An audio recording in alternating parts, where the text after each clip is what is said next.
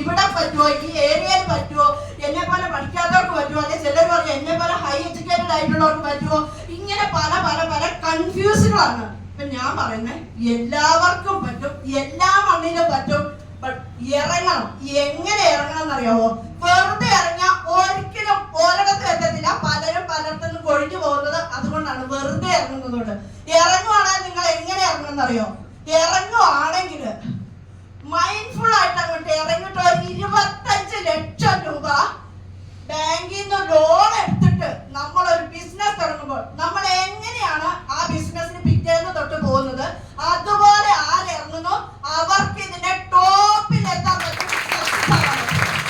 വെറുതെ ഇറങ്ങുന്നവര് ഈ സക്സസ് ആയവരെ കണ്ടിട്ട് കുറ്റം പറഞ്ഞ് മടക്കാനും പറ്റും. ഇത്രയേ ഉള്ളൂ. അങ്ങനെയാണ് നിങ്ങൾ ഇത് ചെയ്യുവാണെങ്കിൽ ഇങ്ങനെ ചെയ്തു. എല്ലാ മനുഷ്യരും എന്തെങ്കിലും ജോലി ചെയ്യുന്നവരാണ്. ചെയ്യുന്നത് എങ്ങനെയാണെന്നറിയാമോ? ചെയ്യുന്നത് ആ ചെയ്യുന്ന കമ്പനിയുടെ മുതലാളിമാരെ കോടീശ്വരനാക്കാൻ വേണ്ടിയിട്ടാണ് ചെയ്യുന്നത്. ഒരു കമ്പനിയിൽ ജോലി ചെയ്യുന്നത് എന്റെ 2 മക്കളും എഞ്ചിനീയർമാരാണ്, ഞാനും അത് തന്നെയായിരുന്നു. അപ്പൊ എന്റെ 2 മക്കളും ചെയ്യുന്ന പണി ഞാൻ ഇവിടെ ഓപ്പൺ ആയിട്ട് പറയും. ഞാൻ എപ്പോഴും അവരോട് പറയുന്നതാണ്. ഇപ്പൊ എന്തായാലും എന്റെ കൂടെ ചേരാൻ തീരുമാനിച്ചിട്ടുണ്ട്. അപ്പൊ 2 മക്കളും എഞ്ചിനീയർമാരാണ്. അവർ 2 പേരും 2 കമ്പനിയുടെ ഓണേഴ്സിനെയാണ് കോടീശ്വരന്മാരാക്കുന്നത്.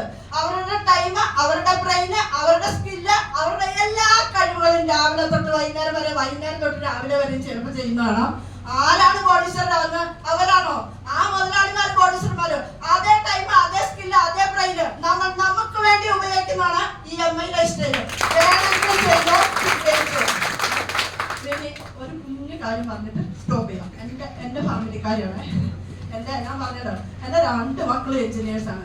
2 മക്കളും മംഗലാപുരത്ത് ഏറ്റവും വലിയ കോളേജായ സഹ്യാദ്രി എഞ്ചിനീയറിംഗ് കോളേജിലും സെന്റ് ആൻസ് എഞ്ചിനീയറിംഗ് കോളേജിലും പഠിച്ചിറക്കലാണ്. അവർക്ക് 2 പേർക്കും കൂടി ഒരു മാസം കിട്ടുന്ന സാലറി എത്രയാണെന്ന് കേൾക്കണോ? 50,000 രൂപ. 50,000 രൂപ മന്ത്ലി സാലറിയാണ്. 2 പേർക്കും കൂടി കിട്ടുന്നതാണ്. RTC ആയിട്ട് പെർഫോമൻസ് അടിച്ചിട്ടാണ് ഞാൻ ഈ കഴിഞ്ഞ ദിവസം, ഞാൻ മന്ത്ലി പെർഫോമൻസ് അടിച്ചാകുന്ന ആളാണ്.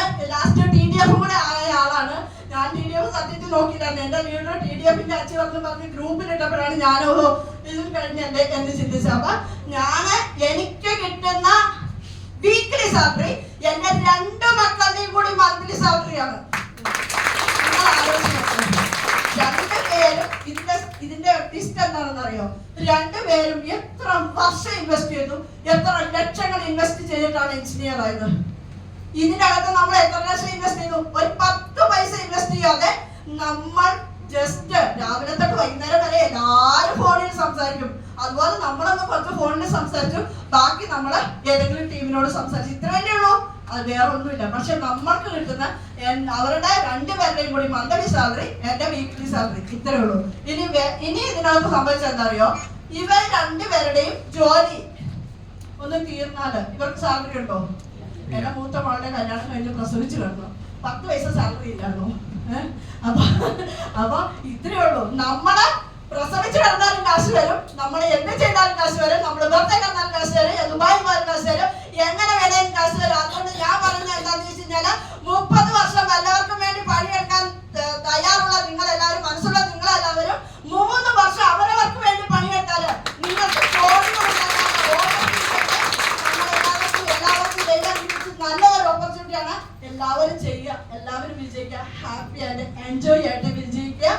ഇഷ്ടപ്പെട്ട് ചെയ്യുക, കഷ്ടപ്പെടാതെ. കഷ്ടപ്പെട്ട് ചെയ്യുമ്പോൾ എത്താൻ പറ്റില്ല, ഇഷ്ടപ്പെട്ട് ചെയ്യുക. അപ്പൊ എല്ലാവർക്കും ഒരുപാട് സന്തോഷത്തോടെ സ്നേഹത്തോടെ ഈ ഒരു ബിസിനസ്സിന് സക്സസ് ആവാൻ ദൈവം അനുഗ്രഹിക്കട്ടെ എന്ന് ആശംസിക്കുന്നു. Thank you.